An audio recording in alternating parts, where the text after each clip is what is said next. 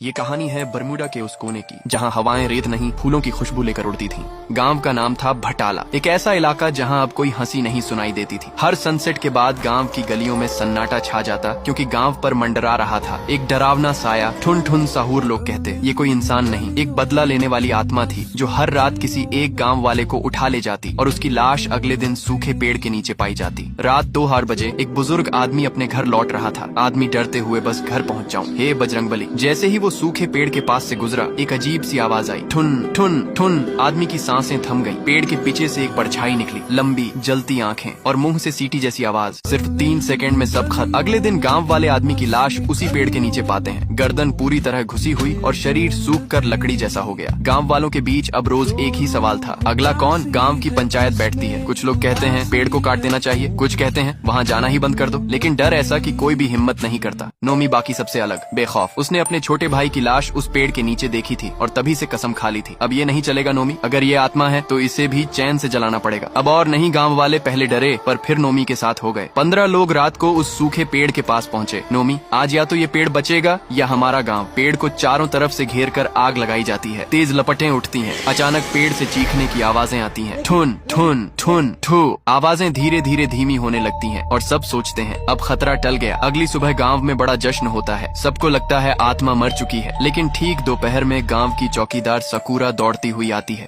सकूरा घबराई हुई, नोमी। गांव के बीचों बीच फिर से एक लाश मिली है, बिना खून, बिना निशान, और उस लाश की उंगलियां लकड़ी जैसी हैं। नोमी वहीं पहुंचता है। लाश उसी 8 साल के बच्चे की है जो कल जलते पेड़ के पास खड़ा था। नोमी, ये कैसे हो सकता है? पेड़ तो जल गया, आत्मा तो खत्म हो गई थी। रात को नोमी अपने घर में अकेला है। कमरे की खिड़की से वही आवाज आती है, ठुन ठुन ठुन। नोमी बाहर झांकता है, कोई नहीं है, लेकिन जब वो मुड़ता है, उसका छोटा भाई जिसकी मौत हो चुकी थी उसके सामने खड़ा है। भाई धीरे से, भैया आपने मुझे क्यों जलाया? नोमी चीख पड़ता है, कहानी खत्म नहीं हुई। वो आत्मा अब पेड़ से निकलकर इंसानों में आ चुकी है। अब हर घर, हर गली, हर बच्चा एक रहस्य बन चुका है। नोमी के सामने अब एक ही रास्ता है, इस आत्मा की असल कहानी को जानना, लेकिन उसके पास ज्यादा वक्त नहीं है। पार्ट 2 के लिए कमेंट करो।